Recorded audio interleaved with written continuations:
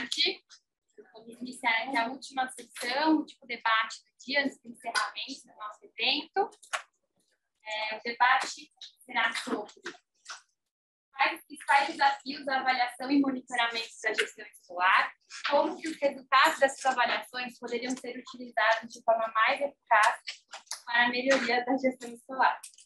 A gente tem como mediador do debate o professor Luiz Gustavo Tavares, e de participantes debatedores temos o professor Ricardo Pardipá, pesquisador associado do CIPE, a Mirela de Carvalho, gerente de desenvolvimento da gestão e educação do Instituto do Banco, e a Esmeralda Macana, que está aqui virtualmente, especialista de monitoramento e avaliação do solo social. Obrigada. Muito boa tarde para todo mundo. Realmente um prazer estar com vocês aqui. Sou o professor Gustavo do INSPER, da área de administração, mas tem que contar uma história rápida aqui. Em 2007, iniciamos uma pesquisa na Secretaria Municipal do Rio, e antes de iniciar a coleta de dados, o próprio secretário orientou a gente, né, os pesquisadores, a visitar uma escola que ficava na favela da Mangueira. Você sabe aqui, né, uma favela dominada pelo tráfico. Então, marcamos com a diretora da escola para fazer essa visita. Era uma escola pequena. A gente encontrou com ela no início da favela, ali, na subida do morro. Ela acompanhou a gente. Na primeira quebrada que a gente deu, já tinha os jovens armados, toda aquela questão de venda de drogas. Realmente uma cena bastante impactante para mim. Nunca tinha vivenciado essa experiência, né? E se perguntando, né, onde é que eu estou entrando? Será que vai ter uma escola aqui mesmo, né, nesse lugar? E a gente foi subindo pelas vielas, não tinha fuga, né? Na verdade tinha aquela barricada, né, que não deixa o carro subir, logo ali na entrada.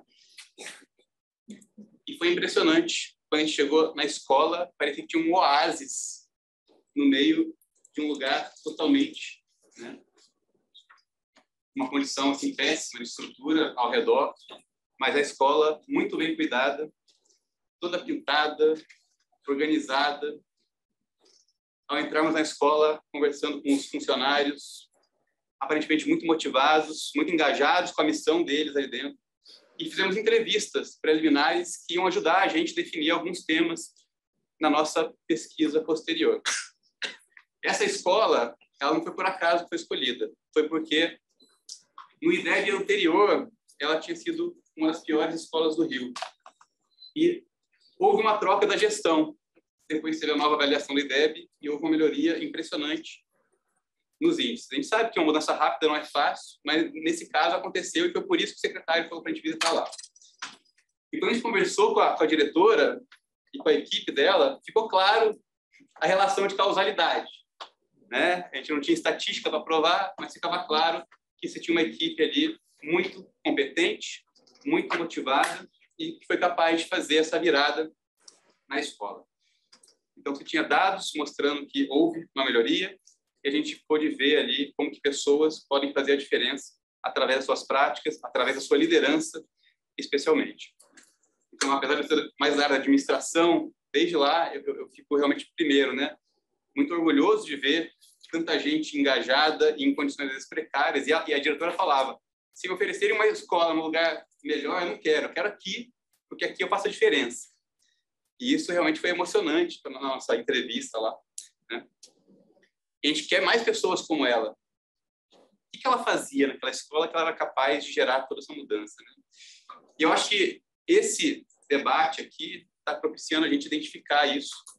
Eu acho que é um motivo de orgulho a gente ver o avanço, né, de tantos instrumentos de pesquisa sendo desenvolvidos, bem embasados em teorias e já em vias de serem testados empiricamente, para também ver o efeito nos resultados.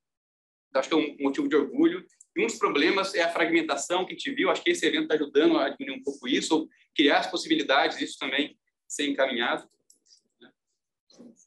Vimos instrumentos aí brasileiros, né, do Instituto Unibanco, do Itaú Social, cada um com um foco um pouco diferente, aparentemente bastante complementares. E, como já foi falado, não só o instrumento ele tem essa capacidade de diagnosticar e propor mudanças, né, caminhos formativos a partir desse diagnóstico, mas só o fato de ter um instrumento, eu sempre falo assim, gente, às vezes, a gente precisa de uma fogueira só para as pessoas ficarem em torno dela e, a partir daí, a discussão acontecer, e dali é que vai ser criado o valor principal, né? Então, eu entendo até que esses instrumentos sirvam como essa fogueira, muitas vezes, para as secretarias, para as escolas se reunirem e discutirem isso. Então, eu vejo outras dimensões também de valor, já foi comentada essa questão, né? Como que os instrumentos ajudam a fomentar esse debate. Só que nem tudo são flores. Existem muitos desafios, e esse é o tema da nossa conversa de agora. Então, iremos abordar aqui alguns desafios relacionados aos instrumentos em si, a capacidade deles medirem aquilo que é importante de maneira precisa, como o Bebê trouxe lá, a questão de validade, fidedignidade e outros elementos. Também sobre, uma vez que a gente tem instrumentos confiáveis, como que a gente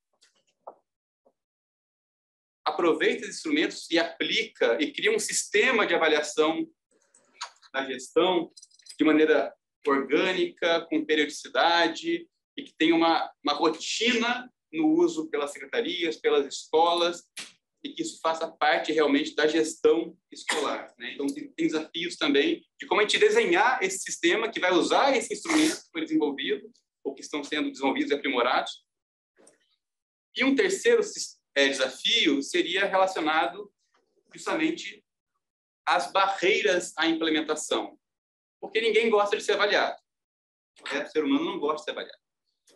Ele entende a avaliação, ele antecipa uma possibilidade de punição, né? As pessoas ficam estressadas nesse processo. E também tem uma questão ideológica, muitas vezes se associa a avaliação, a mensuração, a uma corrente ideológica X ou Y, que isso também cria barreiras e que exige ainda mais liderança, né, nesse processo. Então, iremos discutir desafios nesses três níveis, do instrumento, da criação de um sistema que vai usar esse instrumento e como que ele vai alimentar o sistema que já existe, né?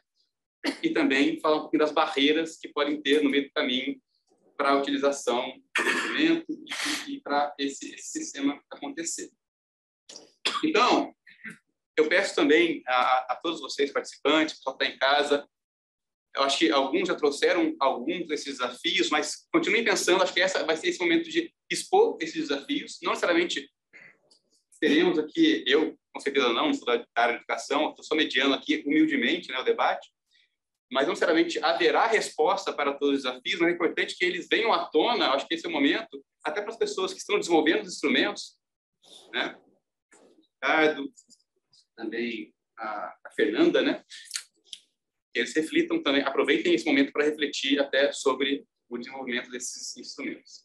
Bom, vou distribuir aqui algumas perguntas para os nossos debatedores. Então, agradecer a presença da Mirella, do Ricardo Paz de Barros e também da Esmeralda, que está online com a gente. Tá joia? Então, vamos lá, gente. Vamos começando aqui pelo primeiro tópico que a gente elegeu, que foi os desafios relacionados aos instrumentos de avaliação para corrigir. Eu vou trazer algumas perguntas guia que não precisam ser todas respondidas, é só para vocês, debatedores, se concentrarem em uma ou outra que vocês acham que chama mais atenção e que acredito que mexe mais com vocês, mas peço também à audiência para já irem matutando aí, para depois trazerem também as suas considerações ou perguntas, tá bom? Então, em relação ao instrumento de avaliação, estamos seguros em relação ao conteúdo e confiabilidade dos instrumentos que temos hoje? Os instrumentos estão prontos para serem implementados? Há evidências suficientes para a gente implementá-los com algum nível de certeza, de sucesso? Se não, o que precisa ser melhorado? Ou quais seriam os próximos passos no desenvolvimento desses instrumentos? Alguns pontos polêmicos, né? Como prevenir manipulação e fraude na aplicação desses instrumentos? Porque a gente sabe que quando há avaliação, também há aquela tentação para se mostrar que nós somos bons, nós temos qualidade. Será que os instrumentos estão à prova dessa manipulação? Né? Quais dimensões da gestão educacional são mais difíceis de medir? Algumas são um pouco mais subjetivas, outras nem tanto, mas será que existem dimensões que são muito importantes, mas também são muito difíceis de medir? Se sim, quais seriam elas, né? E, por fim, como lidamos com a existência desses diferentes instrumentos? Que é uma pergunta que já foi colocada, mas se tiverem também outras considerações. Eles são complementares, ou eles competem entre si, ou o que precisa ser feito para também endereçar essa questão? Então, vou começar aqui primeiro pela direita, chegando até a Esmeralda, depois a gente retorna por ela, a gente vai seguindo aí uma sequência mais ou menos circular. Então, Bebê, por gentileza, considerações.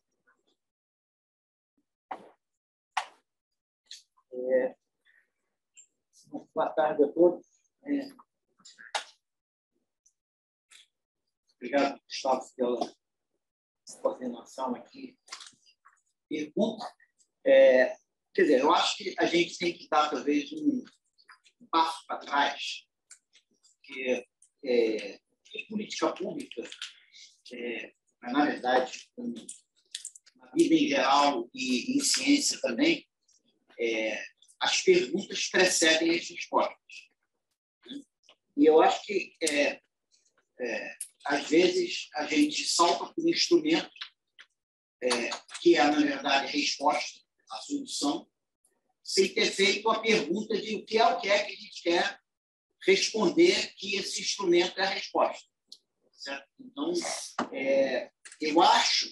e aí tem também uma relação importante da política pública com a pesquisa. Em geral, ISPER, outras instituições, estão aqui para responder.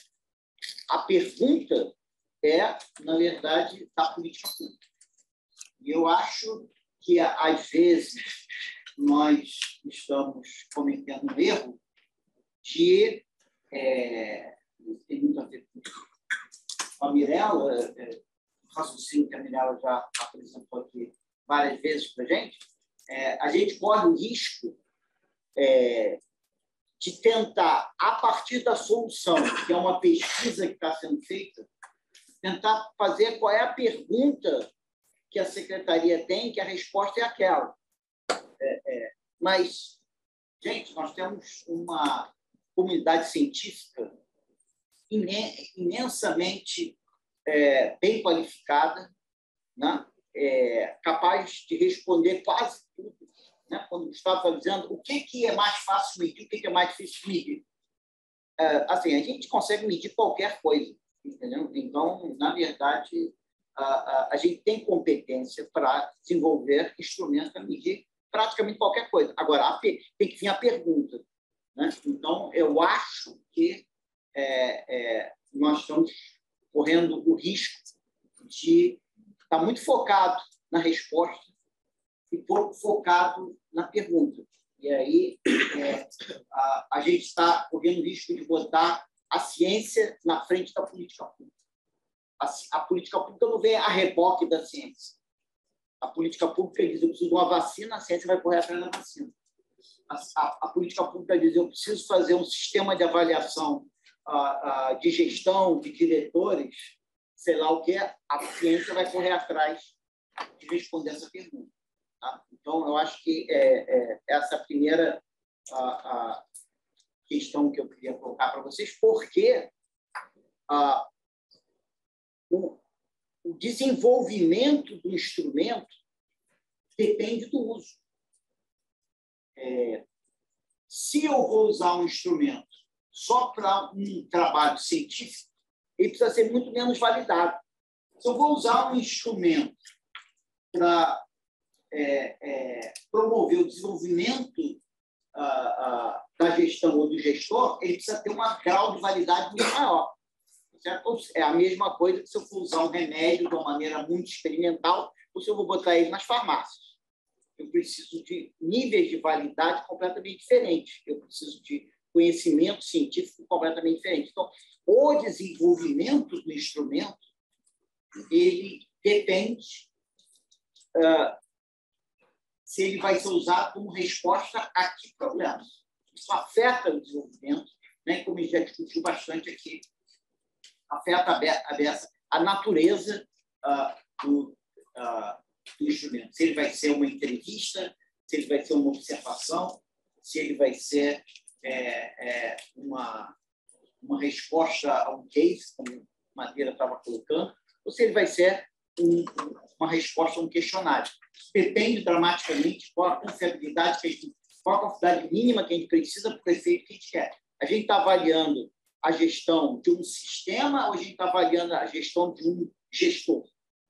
Se a unidade que a gente quer dar resposta é o gestor, a gente precisa de uma precisão no instrumento muito maior do que se a gente quiser saber tudo. Uma coisa eu queria saber qual é o nível de conhecimento de matemática de São Paulo, outra coisa é saber qual é o nível de conhecimento de matemática da Mirella. Eu preciso de instrumentos, obviamente, com número de perguntas completamente diferente, tamanho e precisão completamente diferente. Então, eu acho que a gente não pode ter um parque de instrumentos e depois chegar com as perguntas e falar assim, não, nesse parque de instrumentos, o que serve para mim? Não.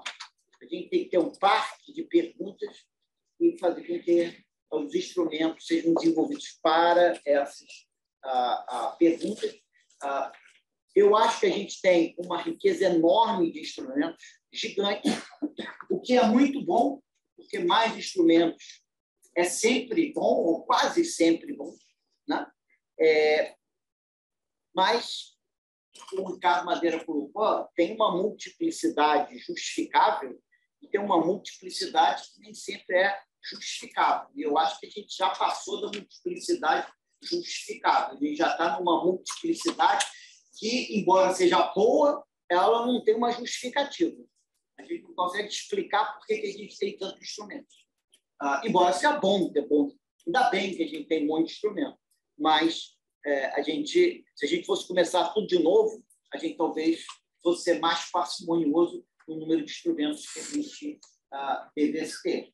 Eu tenho uma dúvida, agora eu tenho duas questões fundamentais.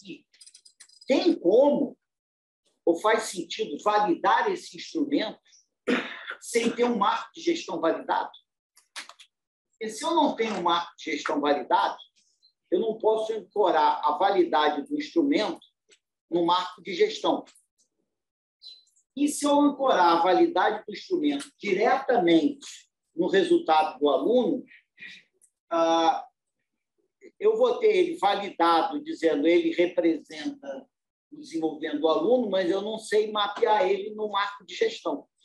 Entendeu? Então, eu diria o seguinte, a gente já andou bastante em instrumento, mas se a gente não tiver um marco de gestão validado, que eu quero dizer não só teoricamente justificado, mas com demonstrações empíricas de que ele tem alguma justificativa para ser o que ele é, a gente diz que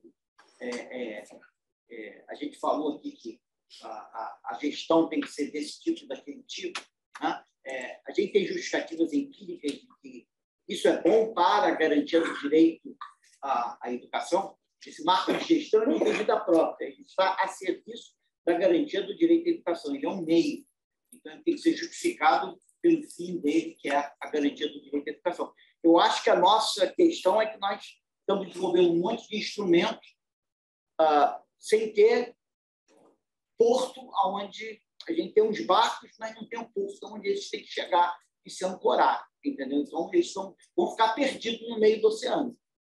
A gente precisa criar um porto seguro para eles aportarem. Agora, como a gente já viu, a coisa mais... A gente sabe que gestão importa. O que a gente não sabe é a importância relativa dos diversos componentes da gestão.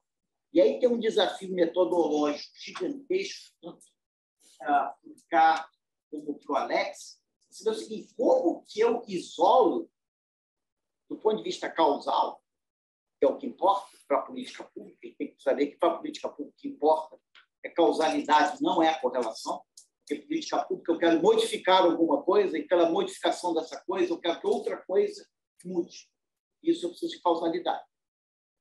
Só a causalidade é que me permite mudar uma coisa e saber que mudando essa coisa, outra coisa muda. Eu não sei se a gente tem metodologia para isolar a contribuição dos diferentes componentes do nosso modelo de gestão. Se o nosso modelo de gestão tem 157 componentes do cargo, eu queria saber, né, como que a gente vai saber a importância de cada um do ponto de vista causal, né? É claro que a gente pode correlacionar os 157, que é uma amostra grande, pode correlacionar os 157 mantendo 156 constantes, mas isso não vai me dar causalidade de que aquele cara muda a outra coisa. Então, a gente pode estar construindo alguma coisa que a gente acredita que vai dizer para a gente quais são as dimensões mais importantes, mas a gente não tem nenhum método realmente de isolar a contribuição de nenhum componente. Então, se eu não tenho nenhum método capaz de isolar a contribuição dos diversos componentes, para que eu estou identificando esses diversos componentes se eu não tenho nenhuma chance de saber a importância de cada um? Obrigado. Obrigado, PB. Então, Mirela, se quiser reagir à posição do PB, fique à vontade.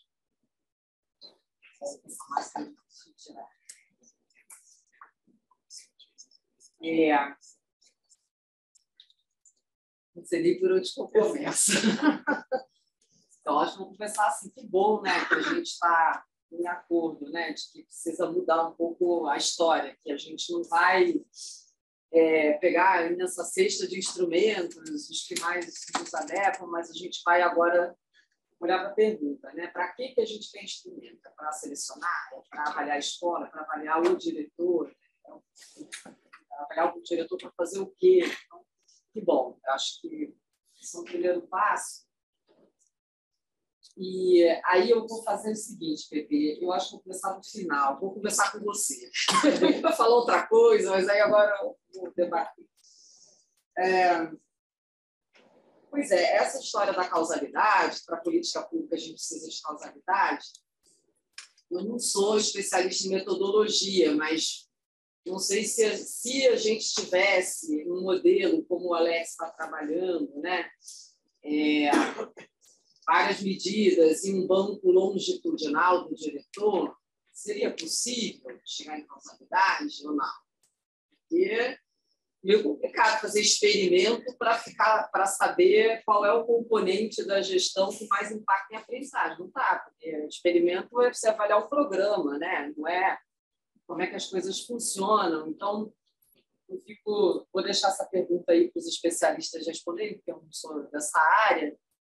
Mas se o longitudinal resolve ter um banco aí longo, do mesmo diretor, por muito tempo, se isso não deveria ser uma política de ciência e tecnologia, a gente só faz, né, só fica preocupado com temas da saúde, mas, tá vendo? Tem tema da educação, que talvez a grande ciência devesse estar lá, junto lá com as academias de ciência, e em vez da gente, enfim, nós, que já os educadores, tentamos resolver esse problema. A gente podia se juntar, né? E não ser só o pessoal preocupado com medicina, clínica, mas preocupado com esse tipo de pergunta. Então, vou deixar essa provocação aí, mas vou voltar. Que aí vou voltar a dizer o seguinte. Eu acho que é interessante ver a cabeça de instrumento desenvolvido por educador e a cabeça de instrumento desenvolvido por economista. Não sei se todos ali são economistas, mas talvez uma formação que não é da área de educação, porque a educação parte de um modelo, né, e desenvolve um monte de medida e quer, então, descrever o mundo lá, como é que a escola funciona e entender essas relações, né? Mas os outros instrumentos talvez estejam bastante focados em accountability. Mesmo que a gente tenha uma accountability super detalhada, serve também como diagnóstico. O diagnóstico é super legal para você pensar nos seus problemas. É verdade, mas é accountability. Você não está explicando a relação entre as coisas e como é que a escola funciona. Você está querendo saber se gera um resultado e esse resultado é muito detalhado, a ponto de você fazer uma super reflexão, mas isso é só um desvio de rota que eu estou fazendo um pouco para caracterizar o mindset do educador mexendo com dados e do não educador mexendo com dados. Para além dessa caricatura aqui que eu fiz, o ponto onde eu quero chegar é nenhum nem outro tem poder para achar que é política. Nem o educador que tem modelo. Isso que eu queria enfatizar, né? Eu falei ontem, você trouxe, eu acho muito importante, porque a pesquisa, ela sempre aplicada, quando é útil, ela é para gerar reflexão, né? A gente quer apresentar os resultados, que as pessoas pensem a partir dos resultados, mas ela não é a política, ela não é, o modelo não é substituto do marco, né? As medidas não são facilmente transitáveis para você fazer uma avaliação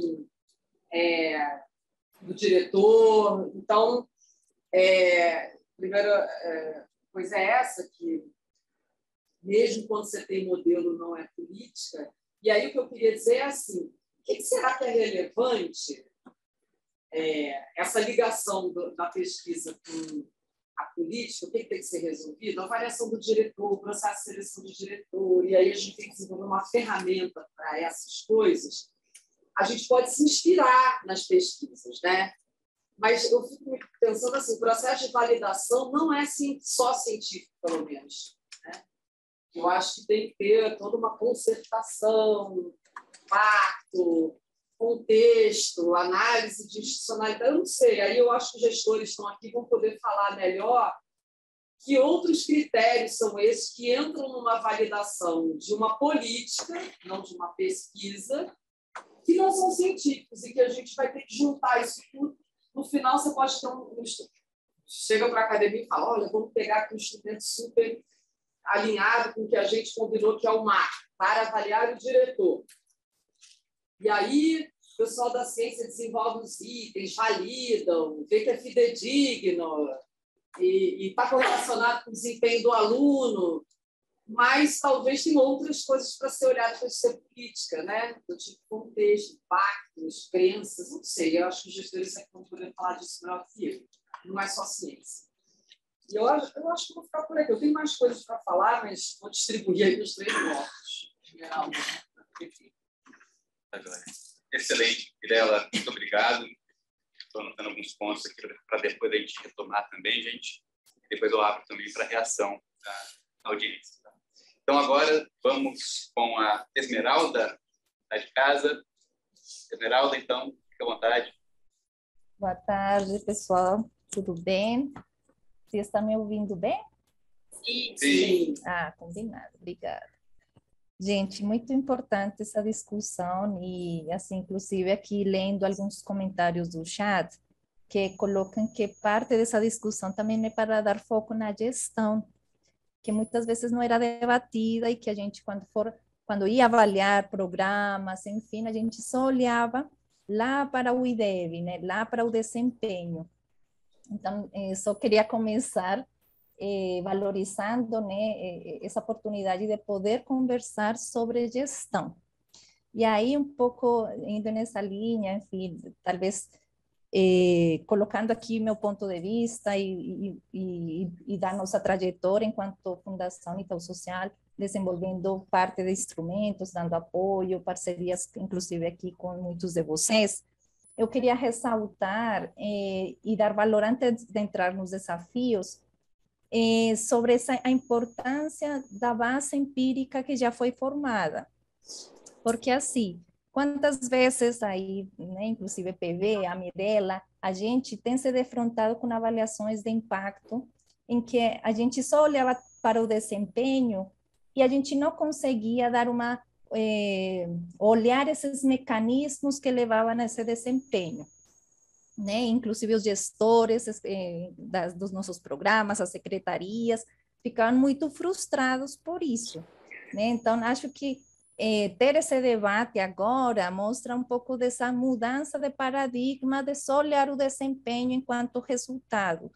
E ao invés, agora estamos inserindo, valorizando essa questão da gestão, que é muito importante. E também, enquanto quantos desafios a gente não teve, tentando fazer e chegando a esse exercício de avaliar a gestão de questões muito simples, como de checklist, enfim, mas que eram limitadas, né? Porque a gente vê como que as pessoas vão responder politicamente correto, né? Então, tem essas questões que a gente já superou e que eu me lembro que já fizemos esses debates.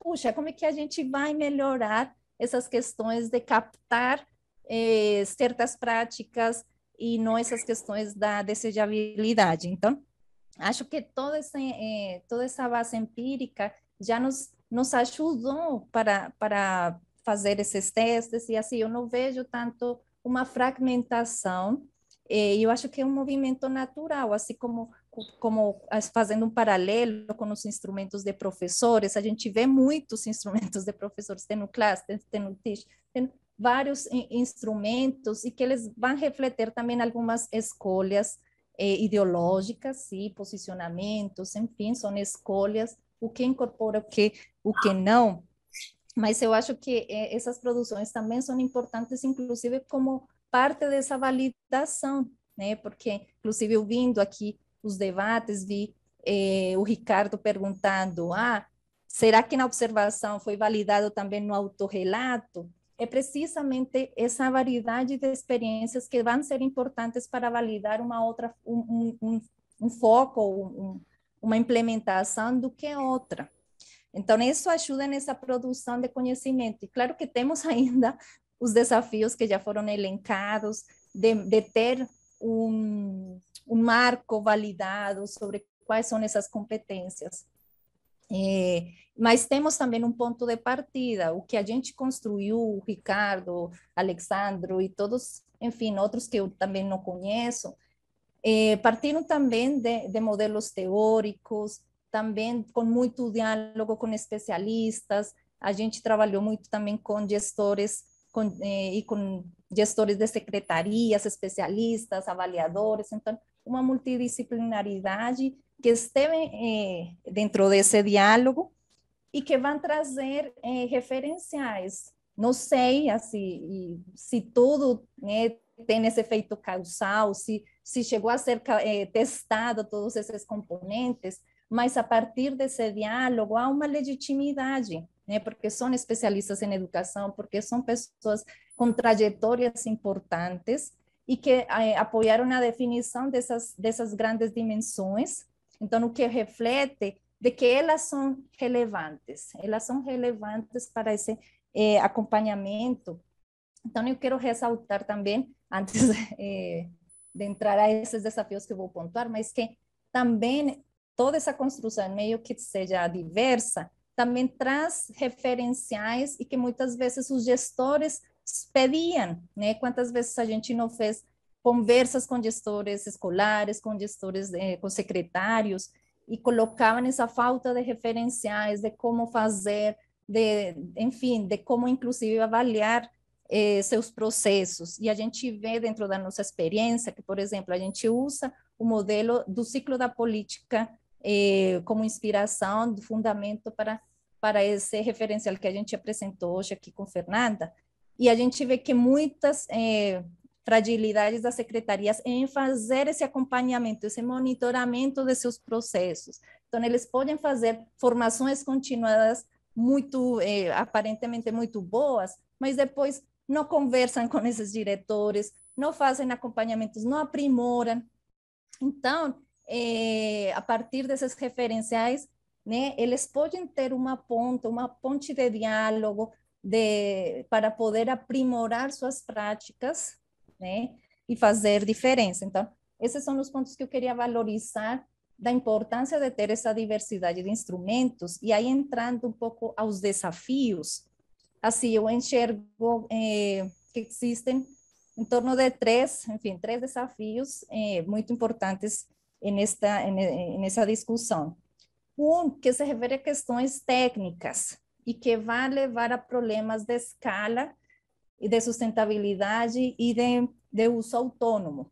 Isso porque são instrumentos muito sofisticados, com, né, um volume muito enorme de dimensões, triangulações, uma sofisticação do algoritmo. A gente mesmo desenvolveu um algoritmo com Chico Soares, enfim, a Open. Então, tem tudo isso, essa sofisticação. Como é que a gente vai evoluir para uma grande escala e para um uso autônomo, para que as redes não dependam de nós, das fundações? Então, acho que esse é um grande desafio e muito legal estar aqui debatendo, compartilhando, para a gente pensar juntos sobre isso. E outro aspecto técnico que queria destacar é sobre há espaços de aprimoramento, claro, e é muito difícil, obviamente, sem ter um marco validado, né? Mais um ponto que eu sempre chamo atenção, o Ricardo deve lembrar que a gente sempre conversava sobre isso, que é essa questão da gestão democrática, de como o diretor faz um trabalho mais participativo com toda a comunidade escolar, do envolvimento da família, e a gente já vê na literatura de escolas eficazes como o envolvimento das famílias, da comunidade, né, torna melhor os resultados dos estudantes, o clima escolar. Então, há dimensões que ainda precisam, tem espaços de aprimoramento, mas isso é uma linha de pesquisa, né? Porque a gente está testando, aprimorando, retestando, e nesses debates é o que a gente vai construir. E outros aspectos também, como a comunicação, a participação com outros atores do território. A escola vive muito sozinha, né? Então, o diretor como que amplia esse espectro para inserir toda essa comunidade escolar, né? Que é a família e essa família que vive nesse território. E outros atores que estão ali como organizações sociais, com entidades em prol dos direitos da criança e adolescente. E meu último ponto, assim, nesses aspectos dos desafios, é que a gente tem um desafio ainda de potencializar o uso para o desenvolvimento desse profissional, do gestor escolar. Dar esse salto que o Ricardo Madeira estava colocando para essa formação.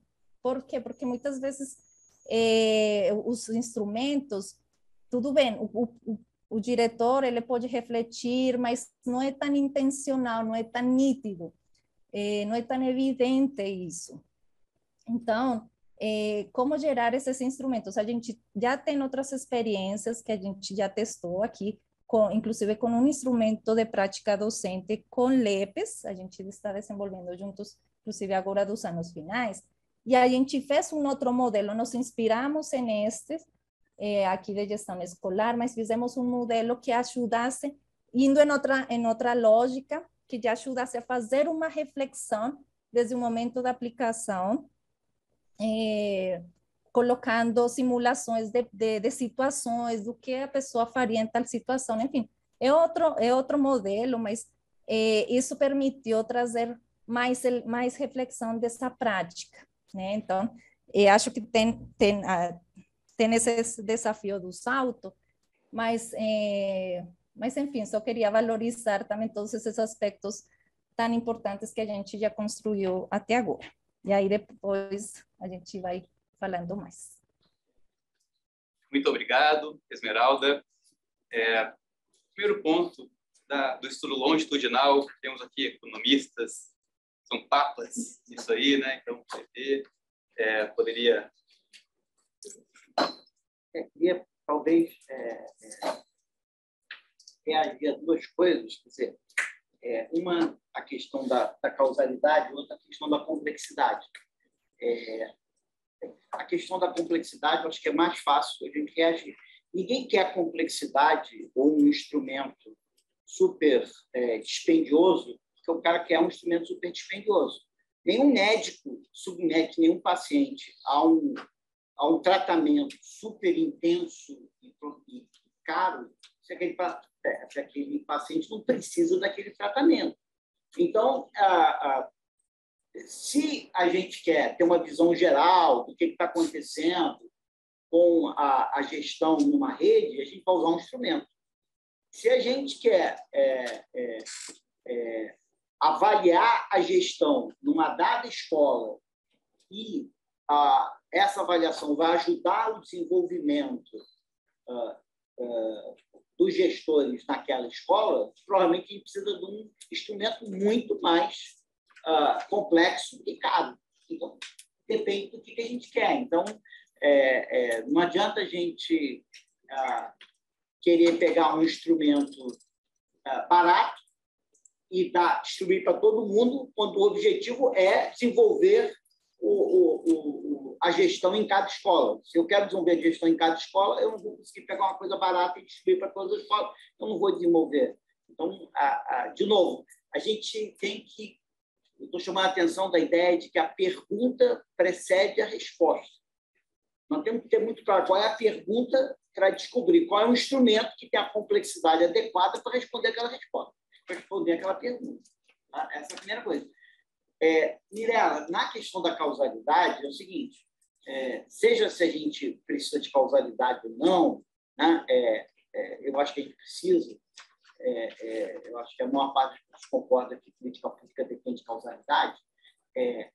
A questão é a gente ter um célebre exemplo, a questão do modelo de mudança, entendeu? Então, tem um célebre exemplo que o cara tem uma ilustração muito legal que chama a atenção de você, quando você começa um projeto, você pensar em todos os passos, né? Aquele ditado chinês que qualquer marcha, sei lá, longa começa com o primeiro passo, mas antes do primeiro passo começa com você decidindo qual é o destino, né? Porque dar o primeiro passo aleatório não vai te fazer levar a lugar nenhum, né? Se você quer ir. Então, a questão é, se o objetivo é alcançar causalidade, você pode dar um primeiro passo bem simples, mas você já vislumbrou qual é o segundo, qual é o terceiro, qual é o quarto, qual é o quinto, para que vai te levar lá. Ou pelo menos você sabe que você quer chegar lá. Senão você fica naquele desenho que o cara tentou construir uma ponte, chegou no meio da ponte e falou, o lago é muito grande, eu não vou conseguir chegar lá do outro lado. Então, você pode fazer vários passos que nunca vão te levar à causalidade, que é o que você quer. Então, não adianta você dizer simplesmente, isso aqui é um primeiro passo, ok. É um ditado chinês, qualquer jornada longa vai ter o primeiro passo, ok. Mas qual é o destino? E depois desse primeiro passo, qual é o segundo, terceiro, quinto que vem, vai fazer com que eu chegue lá. Então, eu acho que você ter uma estratégia de chegar lá e um objetivo de onde você quer chegar precede você dar o primeiro passo, mesmo que ele seja assim bem o primeiro passo. O primeiro passo não é que depende, mas Claro. Então, eu sei. Eu acho que tem mais coisa enrolada na nossa conversa, então, do que a gente pensa, porque para além, eu acho, dessa mistura entre o que é pesquisa e o que é política, que a gente já falou bastante, eu acho que o que é pesquisa também está embolado. Sabe por quê? Olha só, eu acho que uma preocupação, pode ser essa com a causalidade, que faria a gente pensar em agendas do tipo, vamos fazer uma iniciativa nacional, que a gente pode organizar esses passos e aí ter uma coisa de longuíssimo prazo, que é uma conversa científica super alto nível e que a gente teria que organizar isso, sei lá, no governo federal, não só para o Ministério da Educação. Eu acho que isso é um empreendimento e tanto para a gente aprender sobre causalidade em educação, que a gente pouco fez. E eu acho que seria fantástico a gente ter esse conhecimento, porque isso é ciência a serviço, né, de política pública e demora, a longo prazo, né? Precisa fazer longitudinal, então mais ainda. Então precisa ter um desenho. Só que isso é diferente, por exemplo, de uma iniciativa que eu acho que a gente precisa também, que é você ter um monitoramento nacional da gestão no Brasil, né? Do funcionamento das escolas e, se você quiser, do funcionamento das escolas, se você quiser, das práticas que estão em vigor pelo equipe escolar. E isso vai muito mais na linha da gente organizar de 2 em 2 anos, como tem no Chile, não sei, né? Uma pesquisa de papel geleque ou outra que a gente vai ter o retrato, o monitoramento, né? De 2 em profundidade. E isso ainda é diferente da gente ter informações anuais que a gente precisa para a gestão sobre esses temas no censo escolar. A gente podia botar algumas perguntas para o diretor responder no censo escolar, que é dado administrativo, e que a gente usaria isso para planejamento, para diagnósticos rápidos que a gente precisa fazer para orientar a tomada de decisões, e a gente não tem. né? Ou se tem, enfim, não é o que a gente quer. Então, eu acho que isso também a gente precisa arrumar. Isso não é a política, isso é conhecimento. Só que tem um conhecimento causalidade, tem um conhecimento que é um monitoramento em profundidade, que precisa ser todo ano, e tem um monitoramento com dado administrativo. A gente tem que organizar essa coisa toda. Às vezes eu olho esse instrumento, e mesmo olhando ele com lente de ciência, eu falo, gente, o que esse cara quer? É causalidade? É monitoramento? De que tipo? Então, também acho que a gente precisa arrumar isso. Maravilha, gente. A gente tem espaço aqui, talvez, para uma reação da audiência também, se for rápida. Mas antes, só perguntar para a Esmeralda se teria alguma reação a esses comentários de agora. Acho que mais no ponto que a Mirela trouxe dessa organização política, enfim, são conversas importantes, e a gente não pode esquecer também o propósito, né, que se alinha também ao que o PV trouxe da pergunta, né, e aí, sobre o desenvolvimento desse profissional, muitas vezes, se a gente inserir uma pergunta lá, no SAEB, enfim, para esse gestor, vai criar essa resistência, né? Porque como é que se dá esse uso, o propósito dessa avaliação? Então, acho que a gente deve pensar muito num propósito formativo, que de fato apoie esses profissionais no grande desafio que é fazer a gestão dessa escola, que muitas vezes estão sozinhos, que muitas vezes lidando com crises. Então, não é só monitorar, e claro que isso é importante em termos para o desenho de políticas públicas, mas que se a gente pensar e pudermos juntar essas duas coisas com esse propósito de desenvolvimento mesmo, acho que vamos ter mais aderência. Obrigado, Esmeralda. Então, gostaria de ouvir da audiência, se teria alguma reação, algum comentário. Por gentileza.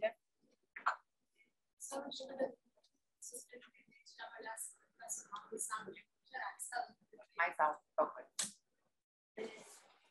Eu queria só, assim, tem duas perguntas, e aí só vou contextualizar um pouquinho, que a gente sabe lá também, como a literatura do desempenho é afetada por vários fatores. Por exemplo, mas a gente tem falado aqui reiteradas vezes que a gestão importa. E a gente tem isso lá também, como a secretaria de Estado. E eu desconfio que não seja por falta de informação, porque a gente tem muita informação, a gente tem avaliações, por exemplo, sabe? Elas são grandes pelo volume mesmo de estudantes, a gente tem pela frequência. Então, a gente tem muita informação, a gente usa isso para, por exemplo, definir escolas prioritárias. E aí, a gente tem discutido que a gente tem usado essa informação, e aí controlando alguns fatores também, como é o familiar, enfim, a complexidade da escola, a gente controla, e aí consegue perceber, assim, quais são as escolas que estão destoando dos seus pais. Tá menor, né? Então, a gente sabe assim, então a gente sabe qual é o problema. E aí, eu tomando uma fala do bebê lá. Então, eu tenho recurso, de fato. Eu sei qual é o problema, eu consigo até, por causa das informações que eu tenho como rede, identificar uma gestão. Mas eu, como gestora, assim, e aí tem uma fala também, que é uma pergunta dele, que foi muito empática. Como gestora, como que eu priorizo, né, a minha ação com esse recurso? Porque não dá para esperar de mim, também estou submetida ao que o Chico falou lá, que é a dissolução, né, que ele cita lá o livro do Nádio, e fala assim, olha, eu estou submetida a um contexto de recursos humanos limitados e técnicos. Nós, da Secretaria de Educação, também estamos submetidos a esse contexto. Mas a gente tem recursos que não dá para esperar que a gente, submetida a esse contexto, consiga extrair da academia a solução. Assim, olha, gente, a gente está oferecendo para vocês possibilidades. Então, a gente quer mais do que a oferta de possibilidades. A gente quer o consenso. Porque a gente precisa, como gestor, desse marco.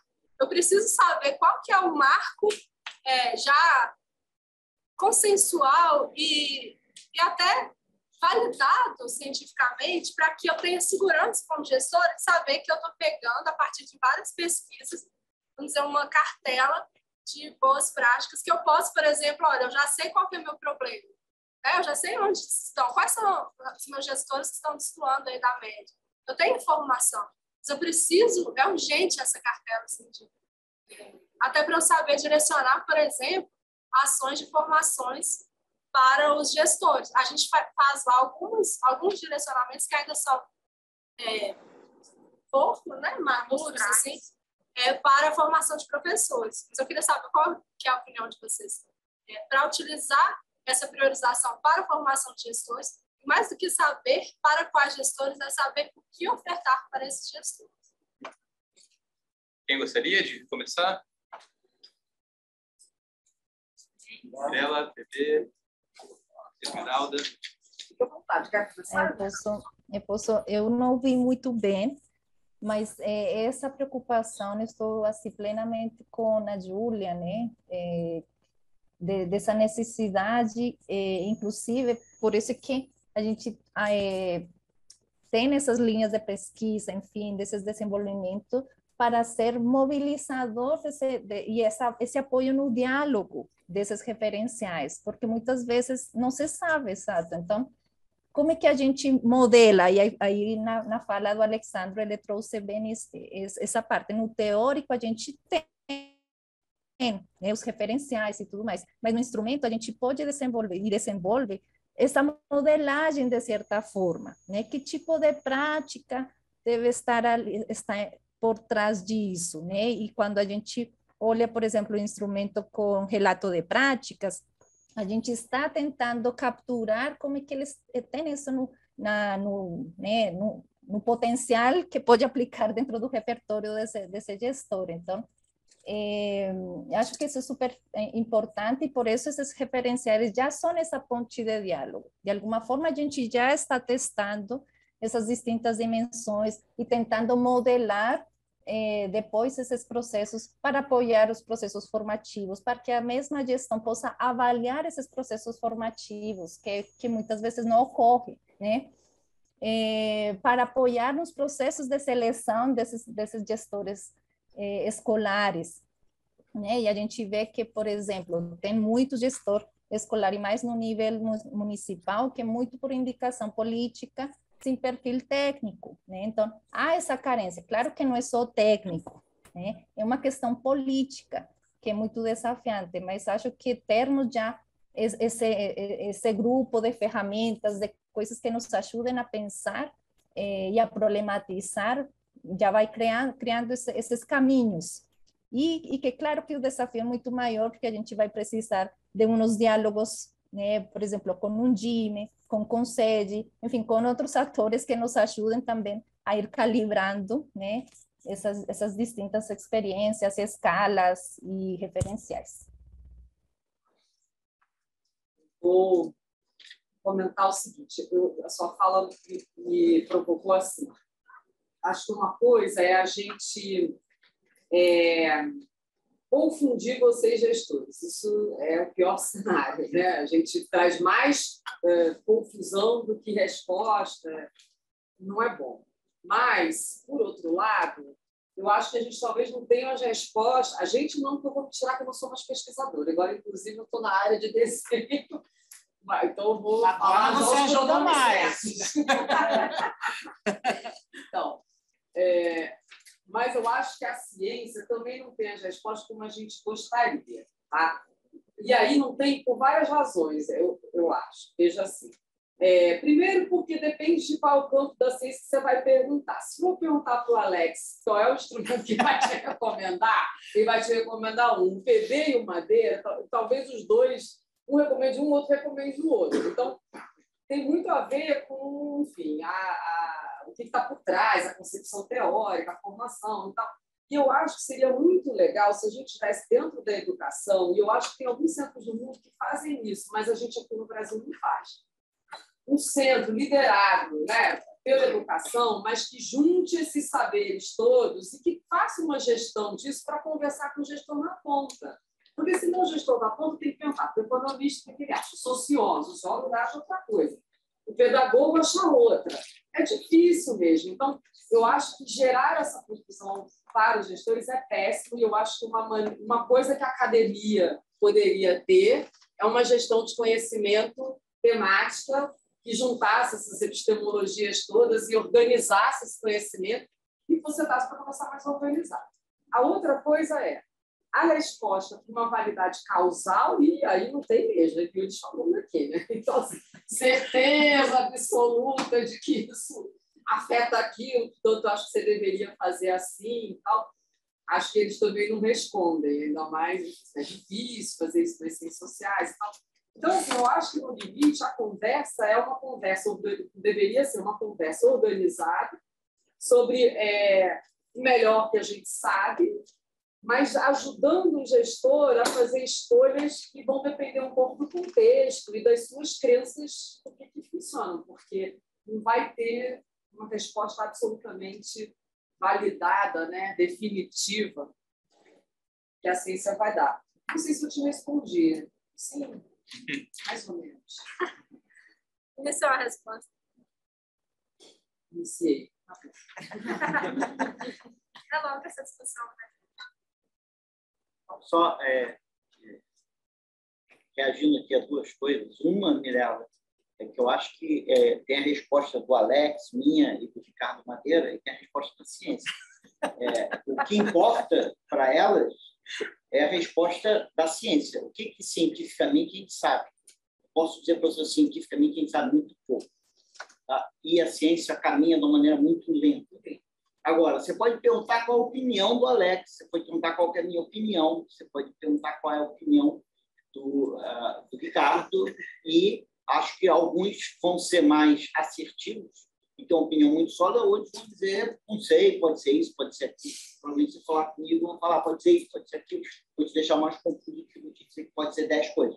Outras pessoas têm uma avaliação subjetiva da ciência mais aguda, e aí vai te dar meio sugerir uma coisa. Eu dificilmente vou te sugerir alguma coisa. Pode ser que alguém vai te sugerir alguma coisa, mas aí não é uma sugestão da ciência, é uma sugestão daquele cientista, eventualmente baseado em ciência e na avaliação subjetiva dele dos fatos. Tá? Agora, eu acho que a relação entre ciência e política pública ela é pluritemporal, e a gente tem que pensar nisso, porque é o seguinte, aquela pergunta que você faz hoje, ela vai ter resposta daqui a 10 anos. Então, quando você hoje interage com os cientistas, você está perguntando coisas que só vão ter respostas para o outro gestor que vai estar no seu lugar. Aí você diz, então, esquece esses cientistas, porque, cara, esses caras não vão me responder, porque a ciência é muito lenta. Eles não vão conseguir te perguntar.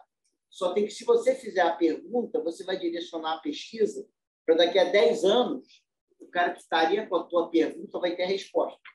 Como muitas vezes os gestores não têm paciência para isso, porque enquanto a pesquisa é muito lenta, os gestores são muito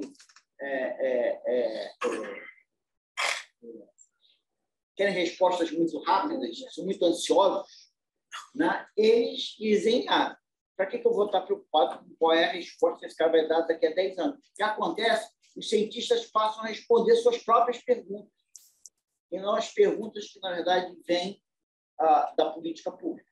E na hora que a política pública daqui a 10 anos quer saber a resposta, depende do cientista ter introjetado e pensado corretamente o que é que vocês querem saber, o que vocês querem pensar. Entendeu? Então, essa natureza desconectada temporalmente da pergunta e da resposta dificulta a peça, a comunicação e a noção de utilidade da ciência para o gestor público e a utilidade do gestor público para a ciência. Mas deixa eu só falar uma coisa para ela não ficar muito chateada com a gente. Eu não. Que é assim, o mundo muda, a gente está falando para os jovens, agora discutindo o novo ensino médio, esses novos campos de conhecimento, novas profissões. Então, assim, o mundo muda. E eu acho que tem uma coisa que é fato, é que assim, a gente tem que dialogar com a ciência, tem o timing aí, como o Pedro disse, mas a gente não pode largar essa discussão nunca. Na mais na educação, que a gente está, enfim, muito lá atrás de ter discussões com a ciência, eu acho que é importante, mas a gente tem que falar com essa personagem novo, aí não é tão novo, mas que tem no mundo, que chama designer de solução. Designer, esse nome muito. Mas é um pouco aquele profissional que está ganhando mais espaço, que tem conhecimento científico, que tem teoria na cabeça, e que está desenvolvendo solução que nem esses, enfim, processos de desenvolvimento de produtos. Você levanta evidência, faz avaliações rápidas. São científicas? Não. Mas elas têm bastante conhecimento. Então, eu acho que é da gente sair de botar a ciência num pedestal. Ela é super importante. Estou falando isso dentro da academia, licença.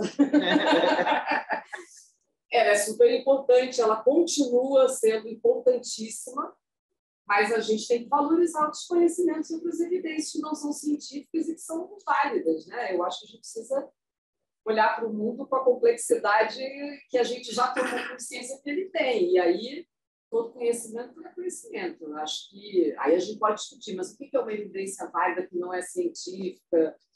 É a mesma que o professor usa para avaliar o aluno na sala, né? Não é científica, mas importantíssima. Então, a gente tem que valorizar esse saber também. E eu acho que a gente precisa bater papo não só com cientistas, tem novos campos de conhecimento aí que a gente precisa conversar.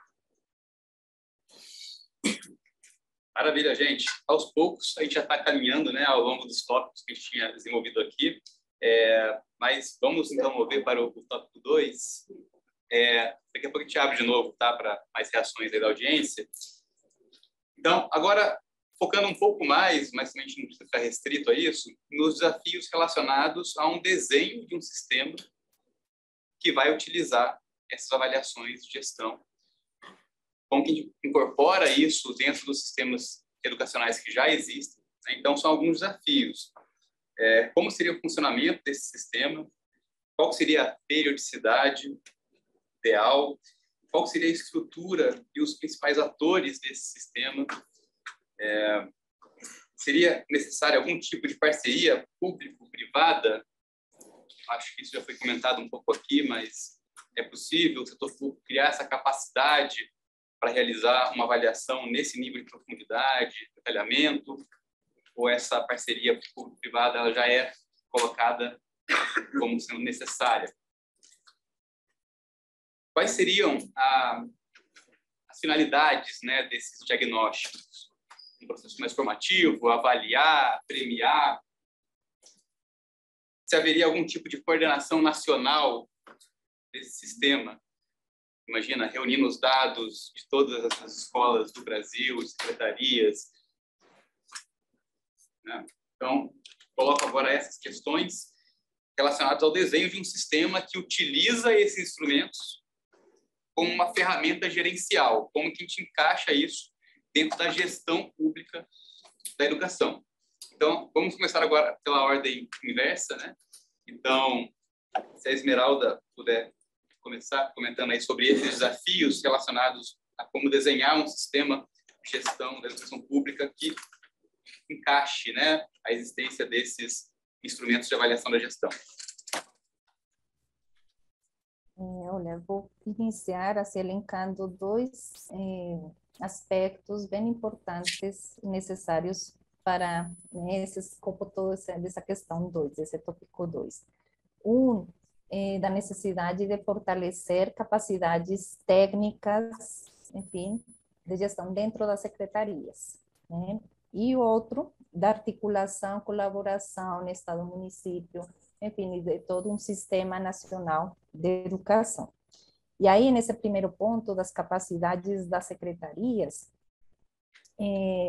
vai ser muito importante, porque, imagina, né, tem já toda uma sofisticação de instrumentos, é claro que esse está o nosso desafio, não que ele seja para aplicar diretamente, a gente vai ter que passar ainda por uma jornada de desenvolvimentos, de diálogos, tudo mais, mas para chegar a uma aplicação autônoma, que esse é o desejado, né? Inclusive, eu me lembro que Sérgio, acho que de uma secretaria, eu vi hoje de manhã que ele falava disso, né? Para não depender de fundações, enfim, mas que eles se apropriem disso. Vai precisar de capacidades, de referenciais, de formas de fazer, de reflexão das práticas e de usar os recursos e potenciais que já contam nas secretarias. E eu cito, por exemplo, tem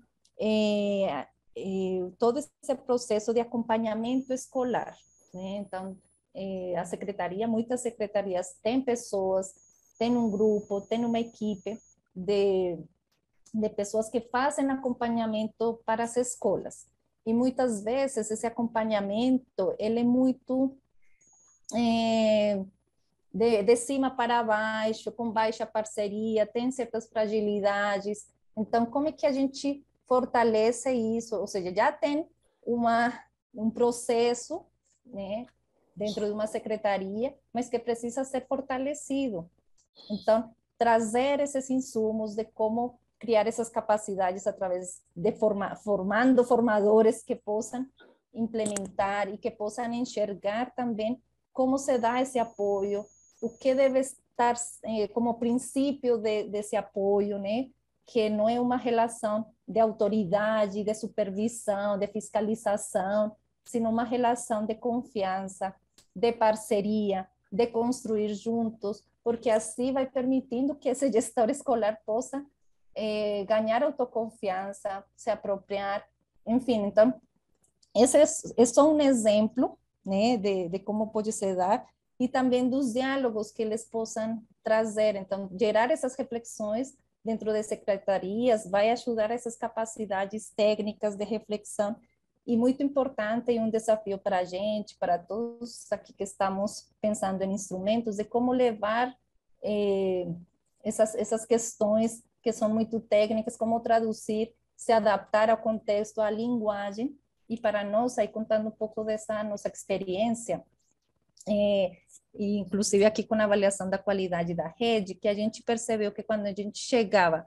em um diálogo, não necessariamente com índices, isso aproximou, porque as pessoas têm essa coisa da nota, é muito estranho, né? Inclusive, quando a gente pesquisa famílias, eles falam, o mais importante é a nota, né? Então, parece que essa coisa da avaliação, isso está muito intrínseca em todos nós que tivemos uma formação de avaliação, ou seja, que fomos avaliados no processo educativo. Então, a nota, sabe, o índice, parece que uma nota que pode fazer rankings, aí gera isso tem sido dentro da nossa experiência. Então, criar esse diálogo de um outro jeito que aproxime vai ser necessário, e para gerar essas capacidades, para que eles se sintam, enfim, capazes, inclusive, de poder traduzir e o uso pedagógico de todas essas informações.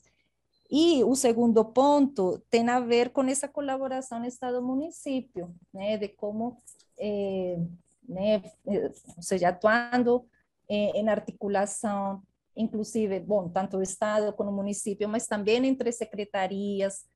A gente também trabalha muito forte fomentando a formação de consórcios, de articulações entre os próprios municípios, em especial, por exemplo, em municípios pequenos, que têm muitas mais fragilidades, vão precisar de muita mais articulação. Então, acho que essas vias, né, de fortalecimento de capacidades institucionais, aliadas a um processo de colaboração entre esferas, vai ser bem importante. Obrigado, Esmeralda. Mirela, gostaria de complementar? Eu acho que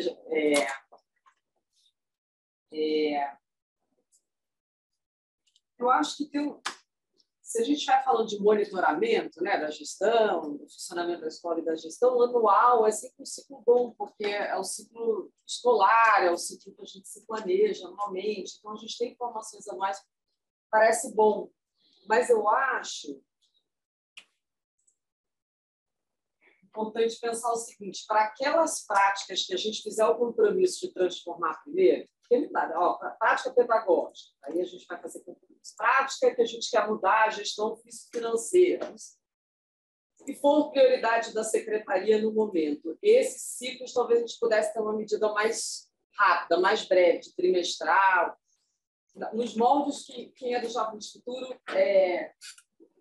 vai entender o que eu estou falando, do circuito, porque no circuito a gente acaba monitorando as coisas de 3 em 3 meses. Então, eu acho que se a gente puder colocar no ciclo, né, alguns pontos que são aqueles combinados ou aquelas práticas que a gente está focando, era bom a gente ter medidas de trimestrais para a gente poder ver se estamos conseguindo, né, e poder corrigir rota dentro do ciclo anual, porque no ano a gente faz o balanço, enfim, geral, né? Então, eu acho que a gente podia pensar em ter algumas coisas medidas anualmente, recortes trimestrais, que tem a ver com o que a gente está comprometido, e com monitoramento é isso. Eu não vou nem entrar na discussão se a gente for desenvolver uma ferramenta para a carreira, porque aí precisa desenhar a carreira, para ver os ciclos de avaliação, como é que vai se dar a promoção. Então, assim, essa consequência eu acho que eu não sei responder.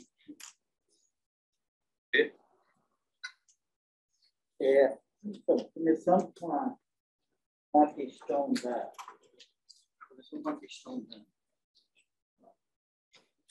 do país e do Estado, né? Eu acho que a gente tem alguma evidência de que quanto mais descentralizado isso, melhor vai funcionar. Então, eu acho menos importante, talvez, a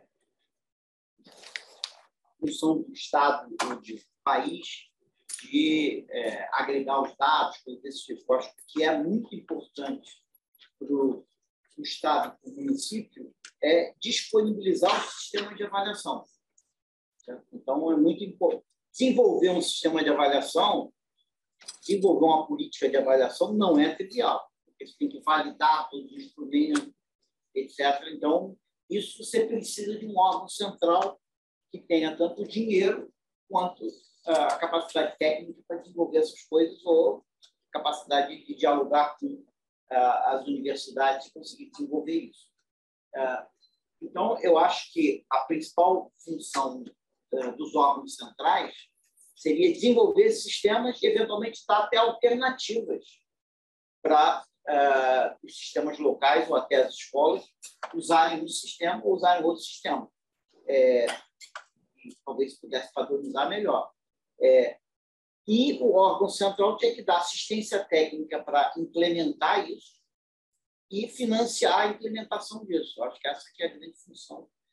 E, portanto, estou falando aqui de um sistema altamente descentralizado, né?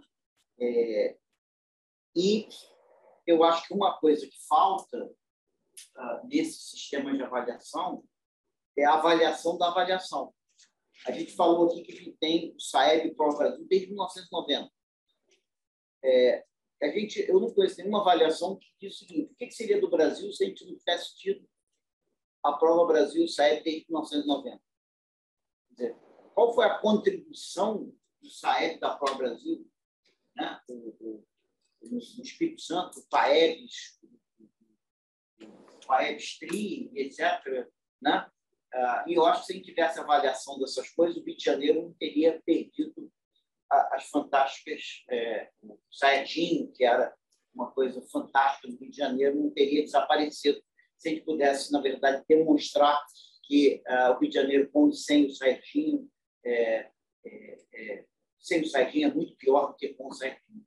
Então, acho que falta muito, e isso é um papel dos sistemas centrais, discutir a importância de ter esses sistemas de avaliação, não só dos alunos, que eu estou falando aqui, mas dos diretores.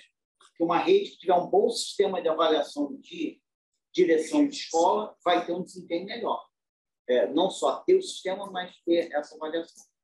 Quanto ao desenho, eu acho que a experiência americana, a ser vista se funciona ou não funciona, mas o que a experiência americana, que agora praticamente todos os estados têm um sistema de avaliação de diretores, é que para eles não faz nenhum sentido, eles nem discutem a possibilidade de você não fazer várias avaliações ao longo do ano. Eu tenho que conversar com o cara no início do ano, voltar lá, falar com ele no meio do ano, falar com ele no final do ano. Quer dizer, a ideia de falar com ele agora e voltar lá 2 anos depois, eu acho que nem entra no palco das discussões. Então, qualquer avaliação, voltando naquilo que eu falei no primeiro dia, que tem a pretensão de mudar aquilo que ele está avaliando, tem que ter uma frequência relativamente alta, né? E segundo a experiência americana, que ainda precisa ser melhor comprovada, precisa o charme e a importância da avaliação é o seguinte: uma avaliação que simplesmente diz para ele que ele está errado nisso e que ele tem que fazer aquilo, não funciona. A avaliação tem que partir da tua autopercepção que você está fazendo alguma coisa errada. Então, o confronto entre a autoavaliação e, digamos, uma avaliação externa é fundamental. Você tem que começar com a autoavaliação. O que você acha que você está fazendo? E aí vai vir alguém dizer, olha, você está muito otimista, você está muito pessimista por causa disso, por causa disso, por causa disso. Logo, vamos aqui, em conjunto, fazer o que eles chamam um goal setting, que é basicamente você vai definir todos os objetivos de desenvolvimento. Em vez de eu fazer um PDI para você, né, e dizendo o que você tem que se desenvolver, vamos lá. O ano é 2022, cara. Você não vai desenvolver tudo em 2022. Logo, o que você acha que você vai desenvolver esse ano? Vamos trabalhar para que você desenvolva esse ano. Entendeu? Então, basicamente, é uma coisa que tem muito de autoavaliação,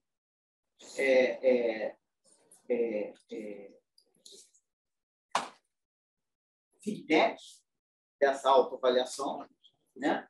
E desafios individuais, definir desafios individuais. E a coisa mais importante de tudo é continuidade desses processos. Um processo de avaliação que vai lá e faz isso bonitinho durante um ano e depois some, não é uma boa ideia. Não é uma boa ideia. Quer dizer, o processo de gestão não é alguma coisa que você mudou, está mudado, agora, fim de papo, voltamos daqui a 10 anos para ver como é que está. Não. Uma melhora contínua, você vai ter que se preocupar que esse processo vai ter que estar ano após ano acontecendo. E na medida que as pessoas ficam acostumadas com esse processo de avaliação, é que talvez ele comece a ter mais impacto. Obrigado. Obrigado, PB. Vamos abrir, então, agora para reações da nossa audiência. Depois a gente vai lá. Por favor. Acho que só para compartilhar uma percepção também e fazer uma pergunta. Assim, eu acho que eu vim com a cabeça desse talvez de achar algum tipo de caminho, por exemplo, mas muito pensando esses instrumentos de acompanhamento para um curso específico de desenvolvimento. Eu acho que, às vezes, eu sou um pouco crítico naquele ponto que a gente faz muitas avaliações e a gente usa pouco esse resultado para melhorar o que a gente faz. E a gente fica comprovando que a coisa não dá certo, mas a gente não dá um próximo passo. Então, assim, eu vejo muito potencial, assim, olhando, né, vendo que apareceu nesses 2 dias, eu acho que muito potencial para isso. De como você aproveita desses indicadores, desses resultados, para promover mudança de prática.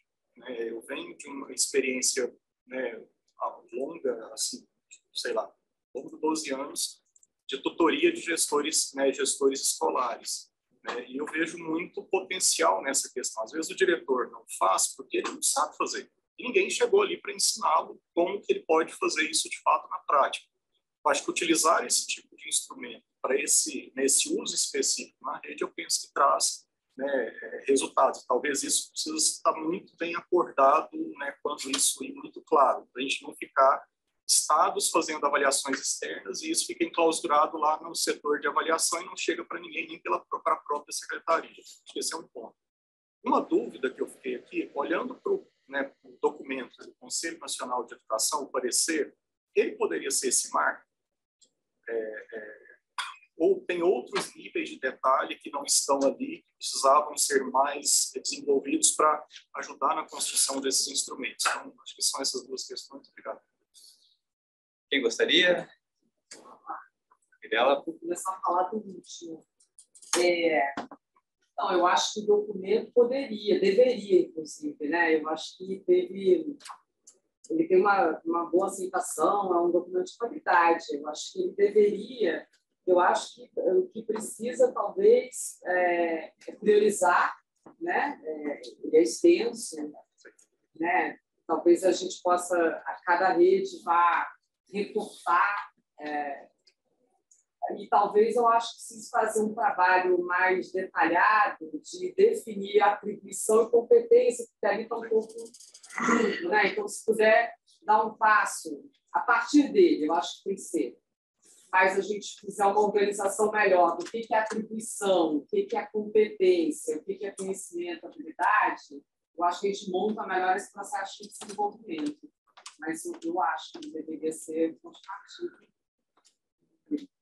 Acho que não, mas não. Obrigado.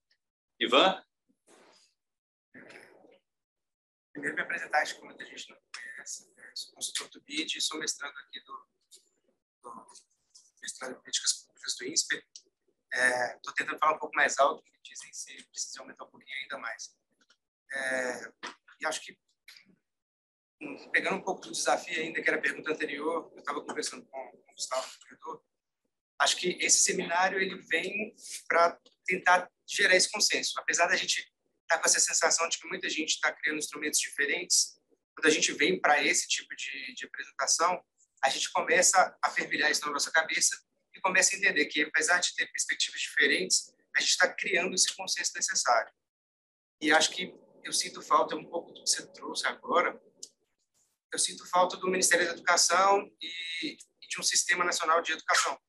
Eu acho que poderia trazer que essas práticas estivessem todas juntas, uma validação científica disso, sabe?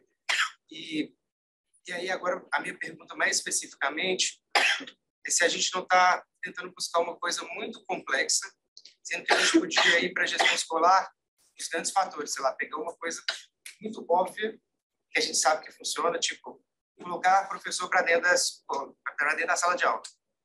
Hoje a gente tem grande parte da força de trabalho dos professores fora da sala de aula. Isso é um parâmetro para a gestão escolar.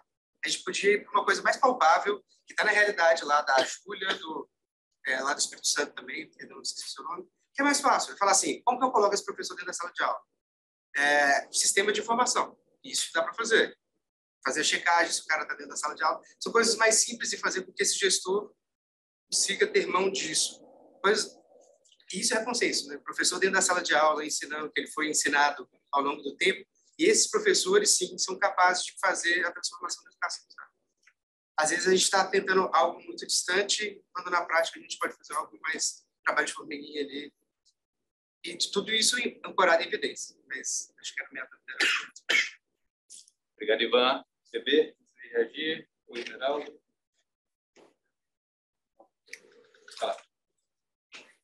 Só dizer um ponto sobre o Sistema Nacional de Educação, né? Que eu acho que muita gente que conhece o sistema canadense de educação, o Canadá não tem sequer um Ministério da Educação. Na verdade, tudo no Canadá em educação, a Austrália também é muito assim, é muito definido pelos estados. Então, a nossa alta descentralização pode ser, desde que devidamente trabalhada, financiada, etc., pode ser um ativo. Né? Então, a gente tem um Ministério da Educação muito fraco, não necessariamente pode ser uma ideia. Né? Mas a Mirela tem umas ideias boas sobre essas coisas mais práticas que você está falando aí eu deixo para ela, que agora é uma design.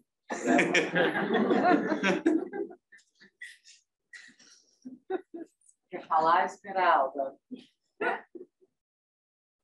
Pode falar, Mirela. Então, eu acho que é importante começar do início, né? O primeiro passo. Eu acho que botar o professor em sala de aula é o primeiro passo, os alunos, né? Também em sala de aula. Né? É o primeiro passo. O programa da gente é focado, o Jovem de Futuro, ele tem os indicadores estruturantes, que são os que a gente mede trimestralmente, são justamente esses aí, né? Isso tem um impacto, a gente sabe, né? A gente implementa, mediu, a gente faz junto com vocês, né? Mas a gente chega no teto, né? Tem um limite para a gente melhorar, mexendo. Todos os professores estão dentro de sala de aula, todos os alunos estão dentro de sala de aula, não, mas acho que a gente mede isso, organiza isso, consegue, pela gestão, tirar o máximo que a gente consegue. Agora, para realmente melhorar os problemas de aprendizado, porque tudo bem, está todo mundo dentro de sala de aula. O primeiro passo vai dar uma melhora. Mas e aí? Está todo mundo na sala de aula? Vai estar todo mundo na escola agora? Uhum.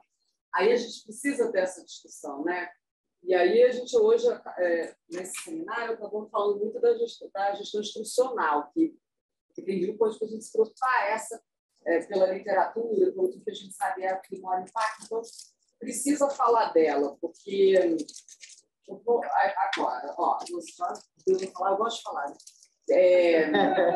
Gestão instrucional, a gente falou bastante, evidência na literatura que importa. A gente tem 1000 coisas para resolver, assim, lá atrás, antes da gente chegar na medida do marco de gestão. Quem é a liderança pedagógica? Alguém sabe? Alguém pode me responder nos estados? Quem é a liderança pedagógica da escola brasileira, ou do estado A, no estado B? É super controverso, porque o coordenador pedagógico, o que a gente viu, né, Alex? Ele é um professor que não passa por um processo seletivo, muda muito, tem problema de legitimidade para poder fazer o que a gente está dizendo que a gente é institucional, que é o currículo, pensa nas tarefas que você vai ter que observar para saber se o currículo está sendo dado, vai para a sala de aula observar se essas coisas estão acontecendo, se o professor está conseguindo promover essas tarefas, se os alunos estão se empenhando, dá feedback, mas não é um feedback de matemática, como o Alex falou, é um feedback pedagógico geral.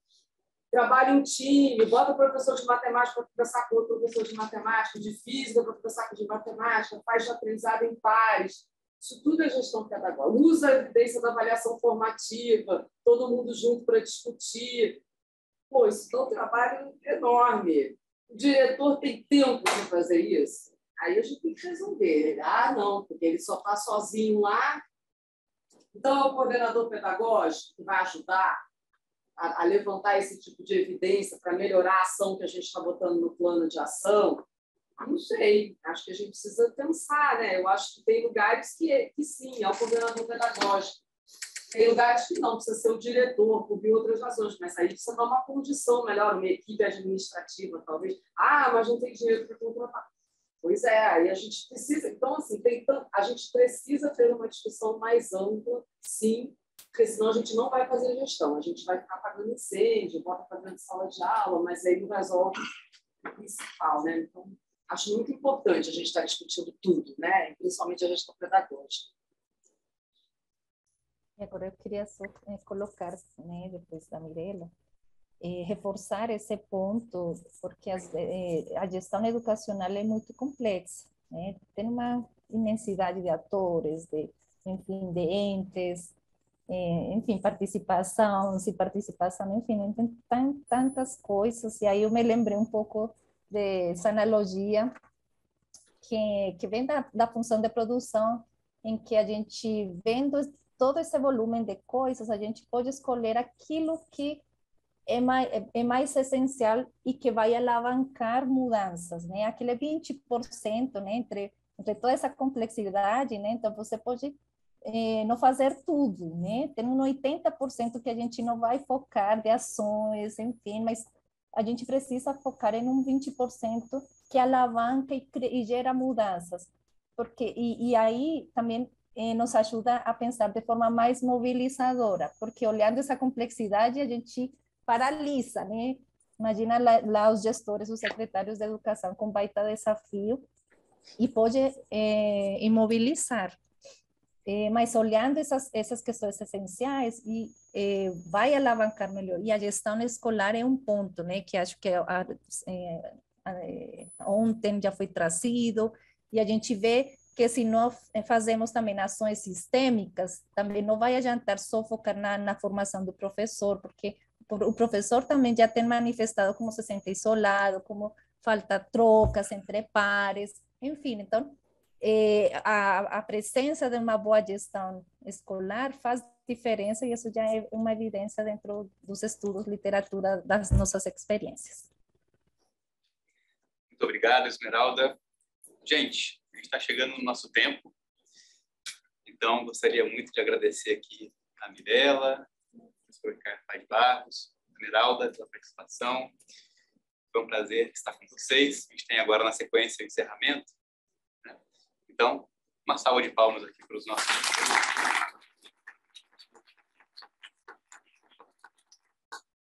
Muito obrigado. Obrigada, pessoal.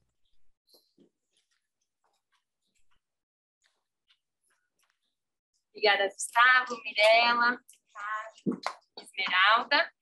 Eu gostaria de pedir para a Mirela continuar aqui. Eu gostaria de chamar também o professor Sérgio Filho, que está da do Instituto do Banco do INSPER, e professor associado ao CPE, para o nosso encerramento.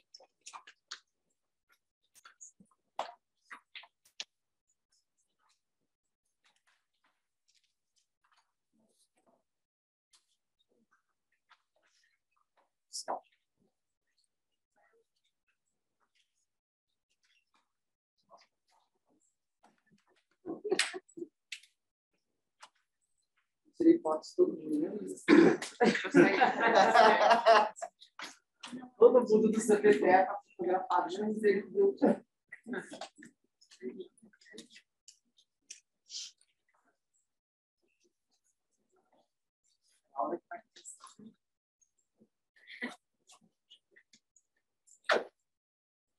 Bom, gente, eu acho que agora já falei muito. Então, essa mesa final, eu quero, em primeiro lugar, agradecer ao público, né, que acompanhou a gente aqui, em casa também, pelo Zoom, a paciência e por toda a discussão. Quero agradecer muito aos nossos parceiros do Jovens Futuro, dos estados que estão aqui conosco, e quero terminar falando de vocês. Quero agradecer ao INSPER, né, pela iniciativa, o Luto, a Laura, que organizou isso com a Carolina. A Carolina é nossa, mas ajudando, apoiando a iniciativa do INSPER. Quero agradecer ao Sérgio, por nossa cátedra. E acho que a gente teve um dia e meio aí intenso, bastante produtivo, acho que fez a gente pensar bastante aí sobre essa relação ciência e políticas públicas, né?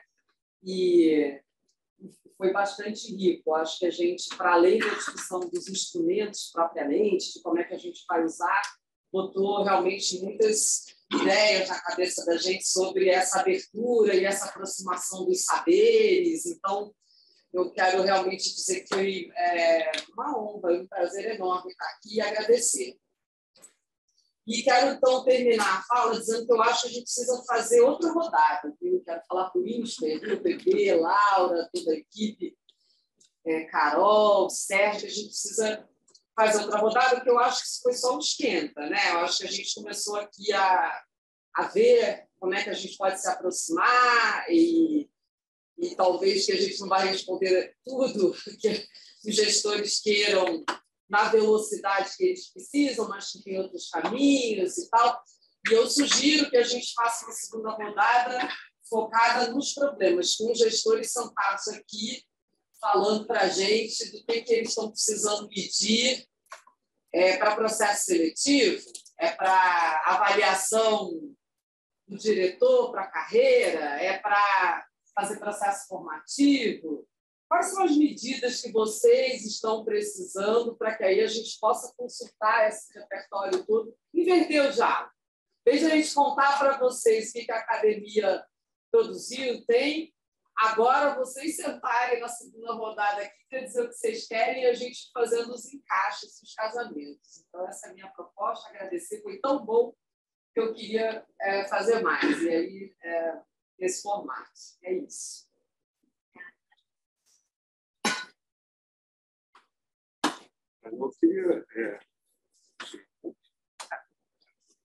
Eu queria agradecer a presença de todo mundo, palestrantes, hoje, para tudo. Foi um prazer participar. em ver essa iniciativa, né? Fala mais alto. Mais alto? Tá pertinho, não consegue ouvir, não. Você viu para ouvir. Mas, fala mais alto. Vou dizer que foi, enfim, agradecer a Laura, o PB, Carol, pela organização do evento. E concluir, assim, só reagindo um pouco ao que foi conversado mais cedo, né, responder ao PB, não sei se houve aqui, mas que talvez a ciência ela só anda tão devagar quanto a gente percebe ela avançar, que talvez a gente não esteja usando os métodos adequados e toda a potencialidade dela para avaliação educacional, para avaliação de gestão escolar em particular. Eu acho que a gente tem uma série de dados que têm sido coletados de maneira contínua pelas redes, pelas escolas, e a gente não usa esses dados do jeito que a gente poderia usar. Tem muito potencial na utilização desses dados. Assim como seria imprudente, seria liviano a gente dizer, por exemplo, que a área de saúde também não avança conforme a gestão hospitalar requer. Né? Porque a ciência na saúde não avança tanto quanto os requerimentos da gestão hospitalar.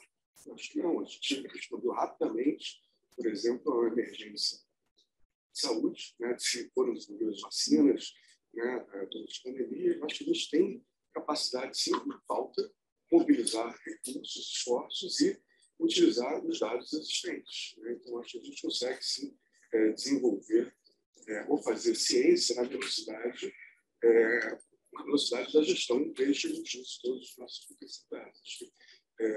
Indo um pouco aqui nessa nova literatura de ciência de dados e forma de você fazer previsão, só pensar um pouco como que os sistemas ou as redes privadas, não necessariamente nacionais, mas que aí sim ainda tem uma defasagem, mas mesmo redes privadas em saúde usam os dados de pacientes, os dados em geral de saúde, para tomarem decisões bem mais rápidas, fazerem gestão. Tem muita previsão, muita capacidade de fazer previsão, e a gente deveria usar isso também para a educação, para a gestão educacional, uma discussão que a gente já tem aqui anterior, por exemplo, determinantes de evasão, pode ter fatores que são antecedentes, portanto, a gente consiga, olhando para eles, pensar em intervenções que evitem a evasão, mesmo que não haja causalidade. A gente não sabe quais são os determinantes que fazem a evasão, mas a gente sabe que existem fatores relacionados, a gente percebe, opa, esse menino que vai evadir, vamos antecipar, vamos tomar alguma atitude para que essa evasão seja evitada. Mesmo que a gente não saiba quais são todos os fatores que determinam essa evasão. A gente consegue pegar fatores antecedentes, indicadores antecedentes que permitam essa conclusão. A gente poderia pensar em utilizar os dados das escolas, das avaliações dos alunos, ao longo do período escolar, ao longo do ano. A gente tivesse, óbvio, que a gente teve, durante a pandemia, método assim, a gente teve dados para isso. Os alunos tiveram, aqueles que tiveram acesso à educação remota, a gente teve a informação deles, dos desempenhos, das provas, mas só tudo digitalizado. Não se usa porque talvez não tenha esforço necessário ou enfim, não haja essa mobilização para isso. Mas acho que a capacidade de fazer previsão a gente tem. E a gente tem também capacidade de, em alguma medida, fazer experimentos. A gente toda hora está aqui na internet, em aplicativos. Vamos cumprir mais cedo uma passagem pelo tricolar. Depois estou comprando plano das 3 milhas. E o preço que eu vejo, possivelmente, é diferente do preço que meu vizinho viu, que é diferente do preço que outra pessoa viu. E, possivelmente, a gente está submetido a experimentos que a gente nem sabe que eu estou submetido na hora que eu vejo o preço da passagem, na hora que eu vejo o formato, o layout do aplicativo. Eu estou o tempo inteiro sujeito a esse tipo de experimentos que as empresas nos colocam, porque eles querem chegar a um objetivo que no caso deles, aumentar a venda. A gente poderia fazer pequenos experimentos né, dentro das escolas, alterando pequenas coisas né, relacionadas à gestão escolar, com a gestão em geral, com a gestão pedagógica, enfim. Há possibilidade de a gente implementar isso, desde que haja esforços e criatividade diferentes. Eu acho que a ciência não está. A gente teria respostas causais, com diferentes experimentos controlados, não apenas associações. Eu acho que falta, na verdade, um pouco os cientistas se dispuser, estarem dispostos a encarar, né, esses desafios que a gestão escolar pode ter a colocar. Mas é isso que eu queria agradecer de novo. Desculpa me estender. Acho que os cientistas têm, sim, capacidade de ser mais rápidos.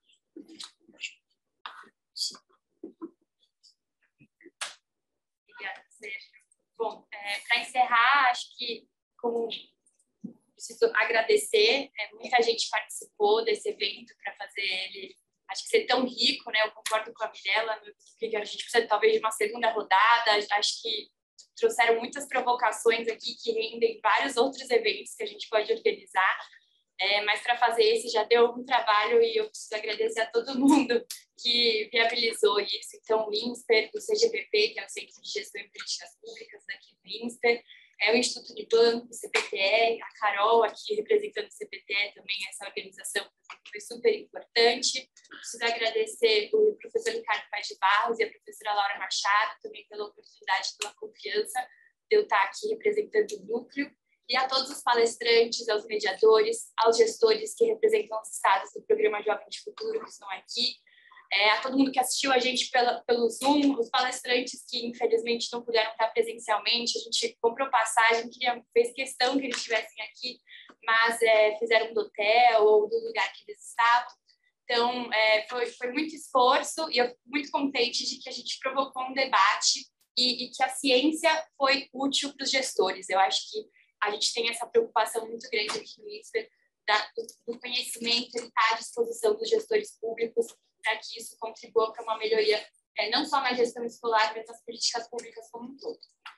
De próximos passos, depois dos agradecimentos, eu queria dizer que o Núcleo, a gente pretende organizar no segundo semestre uma discussão mais conceitual e teórica sobre a gestão pedagógica, né? Então, a gente sente, até organizando esse evento, a gente sentiu que os instrumentos partem de pressupostos conceituais muito diferentes e que a gestão pedagógica, essa gestão instrucional, né, que a gente discutiu com mais profundidade talvez aqui, ela ainda é algo que a gente precisa conversar mais e com mais pessoas. Então, esse é um plano que a gente tem aqui no radar para o nosso segundo semestre.